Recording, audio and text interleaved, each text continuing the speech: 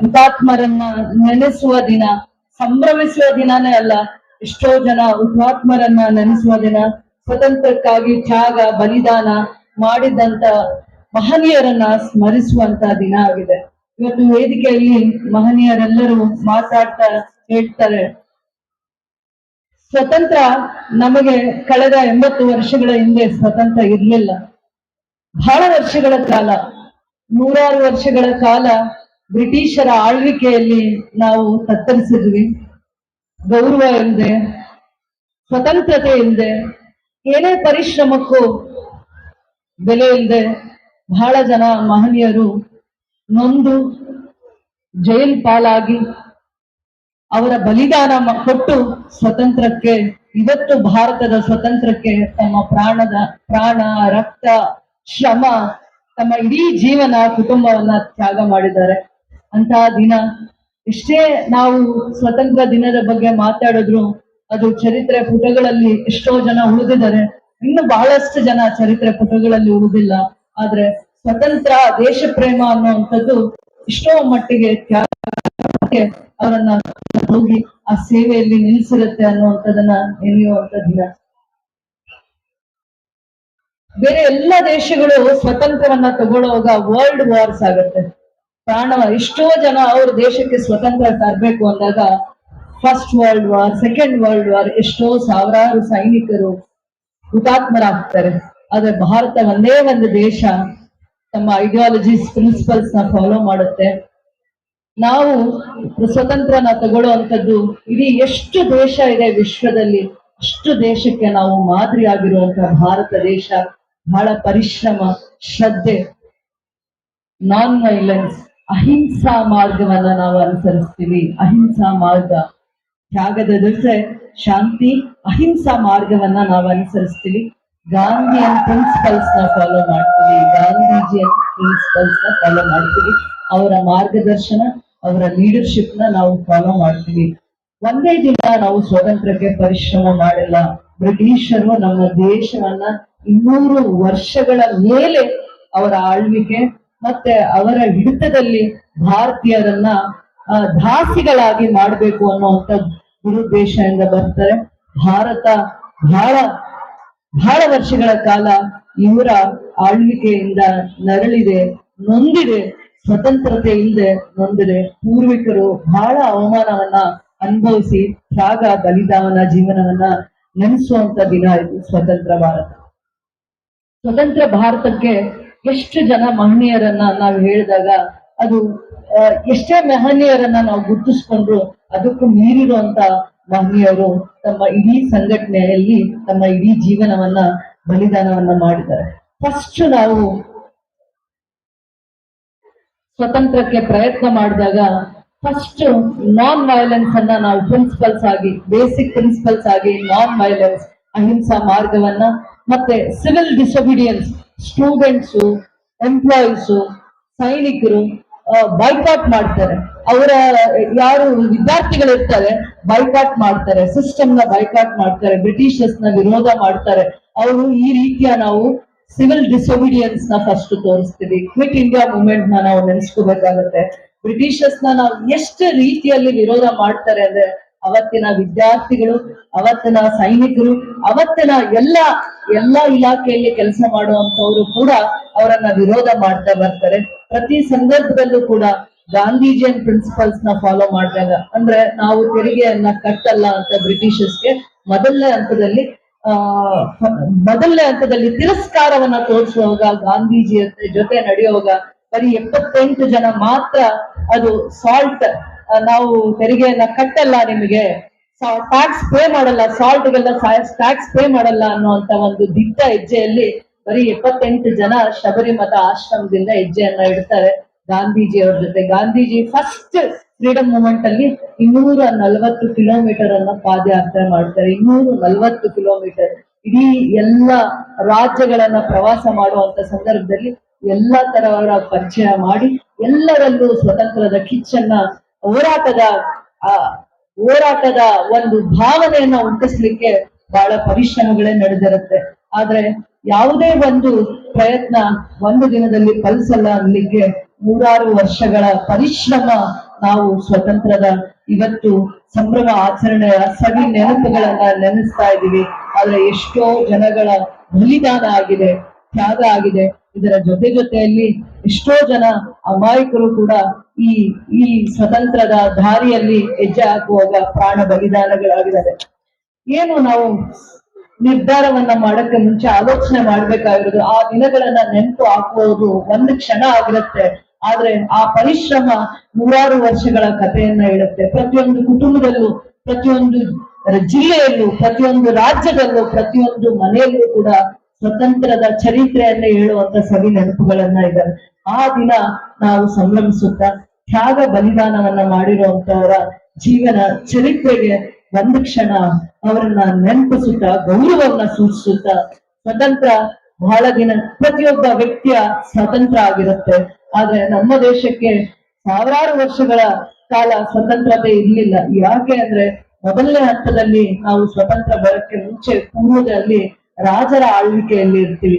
ರಾಜರ ಆಳ್ವಿಕೆಯಲ್ಲಿದ್ದಾಗ ಒಗ್ಗಟ್ಟು ಇರಲ್ಲ. ಪ್ರತಿಯೊಂದು ರಾಜ್ಯ ತನ್ನ ಹಿಡಿತದಲ್ಲಿ ಪ್ರಾಂತ್ಯಗಳನ್ನ ಇಟ್ಕೋಬೇಕು ಅನ್ನುವಂತ ಒಂದು ದೂರದೃಷ್ಟಿ ಇದ್ದಾಗ ಅವರನ್ನ ಅರ್ಥ ಮಾಡಿಕೊಂಡ ಬ್ರಿಟಿಷರು, ಫ್ರೆಂಚರು, ಡಚ್ಚರು ವ್ಯಾಪಾರಕ್ಕಾಗಿ ಬಂದವರು ಭಾರತದ ಮೇಲೆ ವ್ಯಾಪಾರದ ವ್ಯಾಮೋಹ ಮತ್ತೆ ಇವರನ್ನು ಹೇಗೆ ಒಡೆದು ಆಳಿದ್ರೆ ನಾವು ಸ್ವತಂತ್ರರಾಗಿ ಈ ಭಾರತ ದೇಶನ ಬಹಳ ವರ್ಷಗಳ ಕಾಲ ದಬ್ಬಾಳಿಕೆಯಿಂದ ನಾವು ಇವರನ್ನ ಹಿಡಿತದಲ್ಲಿ ಇಡ್ಬೋದು ಅನ್ನುವಂತ ದುರಾಲೋಚನೆ ಅವರಿಗೆ ಬರುತ್ತೆ.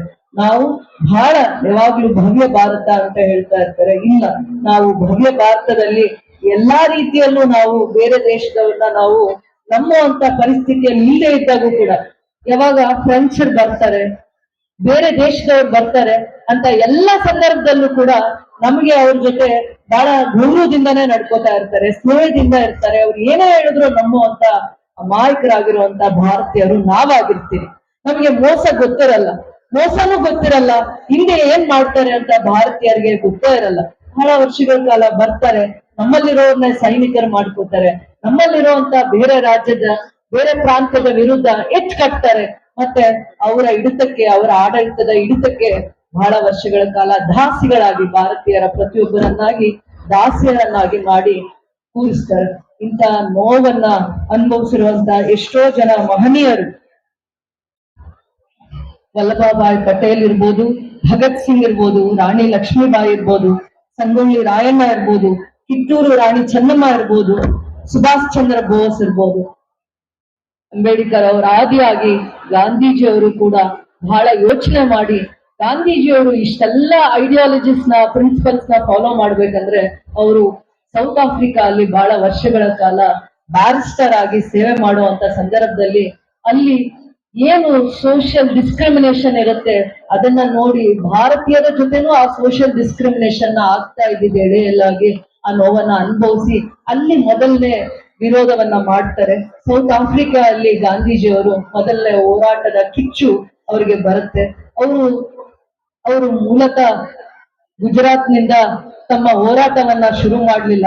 ಮೊದಲನೇ ಹೋರಾಟ ಸೌತ್ ಆಫ್ರಿಕಾ ಅಲ್ಲಿ ಮಾಡಿ ತದನಂತರ ದಿನಗಳಲ್ಲಿ ಭಾರತವನ್ನ ಯಾವ ರೀತಿ ಸ್ವತಂತ್ರದಿಂದ ಕಾಪಾಡ್ಕೋಬೇಕು ಅಂದ್ರೆ ನಾವು ವೆಪನ್ಸ್ ಇಂದ ನಾವು ಸ್ವತಂತ್ರವನ್ನ ಕಾಪಾಡ್ಕೊಳ್ಳಿಲ್ಲ. ವೆಪನ್ಸ್ ಅಂದ್ರೆ ಗನ್ ಅನ್ನ ನಾವು ಮುಟ್ಲಿಲ್ಲ.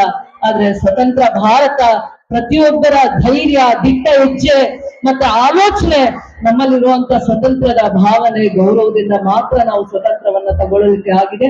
ಇದು ಎಲ್ಲ ದೇಶಗಳಿಗೆ ಮಾದರಿಯಾಗಿ ನಾವು ನಮ್ಮ ಸ್ವತಂತ್ರವನ್ನ ಕಾಪಾಡಿಕೊಳ್ಳುವಂತ ಪ್ರಯತ್ನದಲ್ಲಿ ಯಶಸ್ವಿ ಆಗಿದ್ದೀವಿ. ಆದ್ರೆ ಬಹಳ ಜನ ಮಹನೀಯರು ತ್ಯಾಗ ಮಾಡಿದ್ದಾರೆ, ತಮ್ಮ ಇಡೀ ಜೀವನವನ್ನ ತ್ಯಾಗ ಮಾಡಿದ್ದಾರೆ. ಬಲಿದಾನ ಆಗಿರ್ಬೋದು, ಮತ್ತೆ ಬ್ರಿಟಿಷರನ್ನ ವಿರೋಧ ಮಾಡಿ ಬ್ರಿಟಿಷರ ಷಡ್ಯಂತ್ರಗಳಿಗೆ ಬಲಿಯಾಗಿದ್ದಾರೆ. ಅವರ ಎಲ್ಲಾ ಷಡ್ಯಂತ್ರಗಳನ್ನ ಮಟ್ಟ ಹಾಕ್ಲಿಕ್ಕೂ ಕೂಡ ಬಹಳ ದಿಟ್ಟ ಹೆಜ್ಜೆ ಇಟ್ಟಿರುವಂತ ಭಗತ್ ಸಿಂಗ್, ಸುಭಾಷ್ ಚಂದ್ರ ಬೋಸ್ ಇವರನ್ನೆಲ್ಲರನ್ನೂ ಕೂಡ ನಾವು ಇವತ್ತು ವಿದ್ಯಾರ್ಥಿಗಳು ಅವರನ್ನ ಸದಾ ಕಾಲ ನೆನಿಬೇಕು ಅಂತ ಹೇಳ್ತೀನಿ. ಖಂಡಿತ ಯುವ ಜನತೆ ನಮ್ಮ ದೇಶಕ್ಕೆ ದೊಡ್ಡ ಆಸ್ತಿ ಆಗ್ಬೇಕು. ಪ್ರತಿ ಹಂತದಲ್ಲೂ ನಾವು ಹೇಳ್ತೀವಿ, ಅವರಿಗಿರುವಂತ ಯುವ ಜನತೆಗೆ ಬಹಳ ಯಾಕೆ ನಮ್ಮ ದೇಶಕ್ಕೆ ಆಸ್ತಿ ಆಗ್ತಾರೆ, ಯುವ ಜನತೆ ಯಾಕೆ ಆಸ್ತಿ ಆಗ್ತಾರೆ ಅಂದ್ರೆ ಅವರಲ್ಲಿ ಪ್ರತಿಭೆ ಇರುತ್ತೆ. ಪ್ರತಿಯೊಂದು ಮಗು ಬಹಳ ವಿಶೇಷವಾಗಿರುವಂತ ಪ್ರತಿಭೆ ಇರುತ್ತೆ. ಆ ಪ್ರತಿಭೆ, ಅವರ ಪರಿಶ್ರಮ, ಜ್ಞಾನ, ವಿದ್ಯೆಯಿಂದ ಅವರು ದೇಶಕ್ಕೆ ಆಸ್ತಿ ಆಗ್ತಾರೆ. ಅದರಿಂದ ಪ್ರತಿ ಯುವ ಜನತೆಯ ಶಕ್ತಿ ಏನಾದ್ರೂ ನೋಡ್ಬೇಕಂದ್ರೆ ಅವರ ಸಂಘಟನೆಯಲ್ಲಿ ಶಕ್ತಿ ಇದೆ, ಅವರ ಆಲೋಚನೆಯಲ್ಲಿ ಶಕ್ತಿ ಇದೆ, ಅವರ ಚಿಂತನೆಯಲ್ಲಿ ಶಕ್ತಿ ಇದೆ. ಯಾವತ್ತೂ ಕೂಡ ಯುವ ಜನತೆ ದೇಶಕ್ಕೆ ಆಸ್ತಿಯೇ ಆಗ್ಬೇಕು. ನಮ್ಮ ದೇಶ ಅಭಿವೃದ್ಧಿ ಆಗ್ಬೇಕಂದ್ರೆ, ವಿಶ್ವದ ಅತಿ ಎತ್ತರದ ಸ್ಥಾನಕ್ಕೆ ನಮ್ಮ ದೇಶ ಹೋಗ್ಬೇಕಂದ್ರೆ ಇವತ್ತಿನ ಯುವ ಜನತೆ ದೇಶದ ಪ್ರತಿಯೊಬ್ಬ ಪ್ರಜೆ ಆಗಿ ಆಲೋಚನೆ ಮಾಡಬೇಕು. ಯಾವುದೇ ಒಂದು ಬೇರೆ ದುಶ್ಚಟಗಳಿಗೆ ಯುವ ಜನತೆ ಬಲಿ ಆಗ್ಬಾರ್ದು. ಅದೇ ಒಂದು ಪ್ರಯತ್ನ, ಪ್ರತಿಜ್ಞೆಯಲ್ಲಿ ನಾನಾಗಿರ್ಬೋದು, ಕೆಜಿಎಫ್ ಕ್ಷೇತ್ರದ SP ಅವರಾಗಿರ್ಬೋದು, ನಾವು ಮ್ಯಾರಥಾನ್ ಅನ್ನುವಂತ ಒಂದು ಮಕ್ಕಳಲ್ಲಿ ಆಸಕ್ತಿ, ಕ್ರೀಡೆಗಳ ಬಗ್ಗೆ ಆಸಕ್ತಿ ಅನ್ನ ವಹಿಸ್ಲಿಕ್ಕೋಸ್ಕರ ಅಂತ ಒಂದು ಪ್ರಯತ್ನವನ್ನ ಮಾಡ್ತೀವಿ. ಬಹಳ ಜನ ಮಕ್ಕಳು, ವಿದ್ಯಾರ್ಥಿಗಳು, ವಿಶೇಷವಾಗಿ KGF ನ ವಿದ್ಯಾರ್ಥಿಗಳು ಬಹಳ ಜನ ಅದರಲ್ಲಿ ಭಾಗವಹಿಸಿದ್ರು, ಯಶಸ್ವಿ ಆಗಿದ್ದಾರೆ. ಅವರಿಗೆ ಅಷ್ಟೊಂದು ಉತ್ಸಾಹ ಇದೆ ಅನ್ನುವಂಥದ್ದನ್ನೇ ನಮ್ ಗಮನಕ್ಕೆ ಬರ್ಲಿಲ್ಲ. ಆ ರೀತಿ ಯುವಕರಲ್ಲಿ ಹೆಚ್ಚಿನ ಕ್ರೀಡಾ ಪ್ರೋತ್ಸಾಹ ಮಾಡುವಂತ ದೂರದೃಷ್ಟಿ ನಮ್ಮಲ್ಲೂ ಇದೆ. ಅದಾದ್ಮೇಲೆ ಮುಂದೆ ಬರುವಂತ ದಿನಗಳಲ್ಲಿ KGF ಕ್ರೀಡಾ ಆಸಕ್ತರಿಗೆ, ಕ್ರೀಡೆಯಲ್ಲಿ ಹೆಚ್ಚಿನ ಆಸಕ್ತಿ ಇರುವಂತವರಿಗೆ ಸಿಂಥೆಟಿಕ್ ಟ್ರ್ಯಾಕ್ ಇಲ್ಲೂ ಮಾಡ್ತೀವಿ, ಸಿಂಥೆಟಿಕ್ ಟ್ರ್ಯಾಕ್ ಇಲ್ಲೂ ಮಾಡ್ತೀವಿ.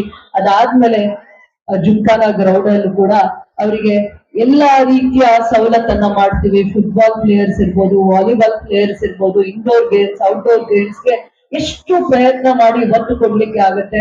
ಸರ್ಕಾರದ ಸಹಾಯದಿಂದ ಮತ್ತೆ ಖೇಲೋ ಇಂಡಿಯಾ ಅನ್ನುವಂಥವ್ರು ಮುಂದೆ ಬಂದಿದ್ದಾರೆ.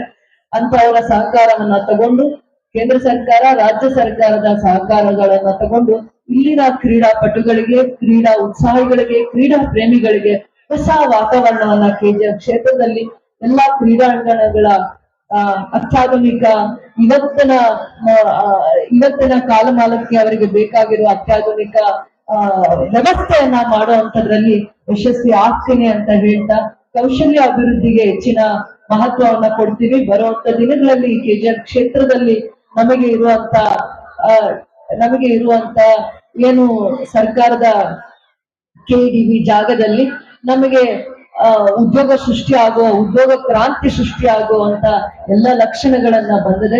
ಮತ್ತೆ ಈ ಭಾಗದಲ್ಲಿ ಉದ್ಯೋಗ ಸೃಷ್ಟಿ ಮಾಡುವಂತ ಕಂಪನೀಸ್ ಇಂದ ಈ ಭಾಗದಲ್ಲಿ 30,000 ರಿಂದ 50,000 ಕುಟುಂಬಗಳಿಗೆ ಉದ್ಯೋಗ ಸಿಗ್ಬೋದು. ನೇರವಾಗಿ ಅಥವಾ ಪರ್ಯಾಯವಾಗಿ ಉದ್ಯೋಗ ಸೃಷ್ಟಿ ಮಾಡುವಂತ ಒಂದು ದೂರದೃಷ್ಟಿ ನನ್ನ ಸರ್ಕಾರದ ಚಿಂತನೆ ಆಗಿದೆ.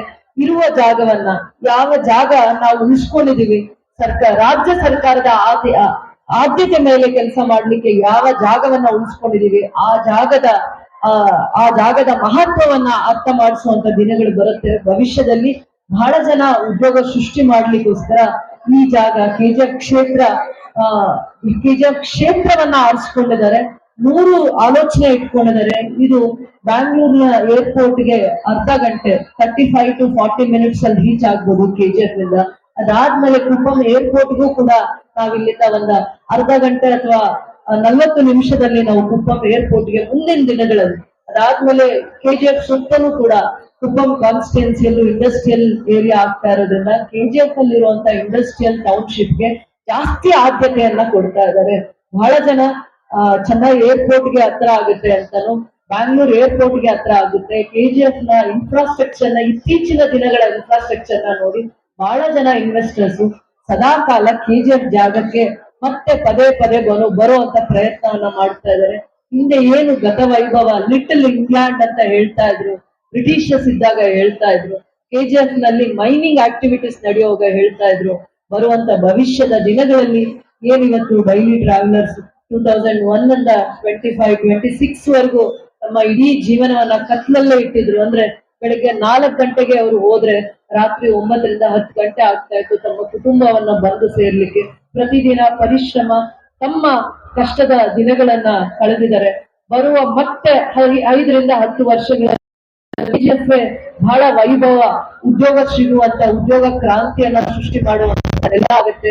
ಸಾವಿರಾರು ಜನಕ್ಕೆ ಉದ್ಯೋಗ ಸೃಷ್ಟಿ ಮಾಡುವಂತೆಲ್ಲ ಆಗಿ ಏನು ಗತ ವೈಭವನ್ನ ಕಳ್ಕೊಂಡಿತ್ತು, ಆ ವೈಭವ ಮತ್ತೆ ಮರಿಕಳಿಸುವ ಎಲ್ಲಾ ಅವಕಾಶಗಳು, ಸದಾವಕಾಶಗಳು ನಮ್ಮ ಸರ್ಕಾರ KGF ಜನತೆಗಾಗಿ ಮತ್ತೆ ಅವರಿಗಾಗಿ ಗೌರವಿಸುತ್ತಾ, ಸ್ಮರಿಸುತ್ತಾ, ಏನು ತ್ಯಾಗ ಮಾಡಿದ್ದಾರೆ ಆ ಎಲ್ಲಾ ಕುಟುಂಬಗಳಿಗೂ ಕೂಡ ಅವರಿಗೆ ಒಳ್ಳೇದು ಮಾಡೋ ದೂರದೃಷ್ಟಿಯಿಂದ ಸೇವೆಯನ್ನ ಮಾಡಿದ್ದಾರೆ. ಬರುವಂತ ದಿನಗಳಲ್ಲಿ ಅದಕ್ಕೆ ಹೆಚ್ಚಿನ ಮಾಹಿತಿಯನ್ನ ನಿಮ್ಗೆ ಕೊಡ್ತೀನಿ. ಏನು KGF ನಲ್ಲಿ ನಾವು ಹೆಚ್ಚಿಗೆ ವಿದ್ಯಾಭ್ಯಾಸಕ್ಕೆ ಪ್ರತಿಯೊಂದು ಕುಟುಂಬದ ಗೃಹಿಣಿಗೆ, ಪ್ರತಿಯೊಂದು ಕುಟುಂಬದ ತಾಯಿಗೆ, ಗೃಹಲಕ್ಷ್ಮಿಗೆ ಗೌರವವನ್ನ ಕೊಟ್ಟು KGF ಒಂದೇ ಒಂದು ಕ್ಷೇತ್ರಕ್ಕೆ ಪ್ರತಿ ತಿಂಗಳು 9 ಕೋಟಿ ಅನುದಾನ, 9 ಕೋಟಿ ಅನುದಾನ DPT ಮುಖಾಂತರ ಪ್ರತಿಯೊಂದು ಹೆಣ್ಮಗು ಅಕೌಂಟ್ಗೆ 50 ಕೋಟಿಯಷ್ಟು ಅನುದಾನ KGF ಕ್ಷೇತ್ರಕ್ಕೆ ಬಂದಿದೆ. ಜೂನ್ ವರೆಗೂ ಕೂಡ ಆ ಅನುದಾನವನ್ನ ಆ ಹೆಣ್ಮಕ್ಳ ಅಕೌಂಟ್ಗೆ ಹಾಕಿದ್ದಾರೆ. ಮತ್ತೆ ಏನೇನು ಬೇರೆ ಸಾಲವನ್ನ ಕೊಟ್ಟಿದ್ದಾರೆ ಶಿಕ್ಷಣ ಕ್ಷೇತ್ರಕ್ಕೆ, ದೇಗುಲಗಳನ್ನ ಅಭಿವೃದ್ಧಿ ಮಾಡ್ಲಿಕ್ಕೆ, ರಸ್ತೆಗಳನ್ನ ಅಭಿವೃದ್ಧಿ ಮಾಡಿ, ನಮಗೆ ಎತ್ತಿನಹೊಳೆ ಯೋಜನೆಯಲ್ಲಿ ಬೇತ್ಮಂಗ್ಲ ರಾಮಸಾಗರ ಕುಡಿಯುವ ನೀರಿನ ಒಂದು ಕೆರೆ ಆಗಿ ಅಭಿವೃದ್ಧಿ ಮಾಡ್ಲಿಕ್ಕೆ ಸರ್ಕಾರ ಪದೇ ಹೇಳ್ತಾ ಇರ್ತಾರೆ. KGF ಅಲ್ಲಿ SP ಆಫೀಸ್ ನ ಬೇರೆ ಕಡೆಗೆ ವರ್ಗಾವಣೆ ಮಾಡುವಂತ ಚಿಂತನೆಯನ್ನ ಮಾಡ್ತಾರೆ ಅಂತ ಕಳೆದ 5 ವರ್ಷಗಳಲ್ಲೂ ಕೂಡ ಹಿಂದೆ ಇದೇ ರೀತಿ ಪ್ರಚಾರವನ್ನ ಮಾಡ್ತಾ ಇತ್ತು.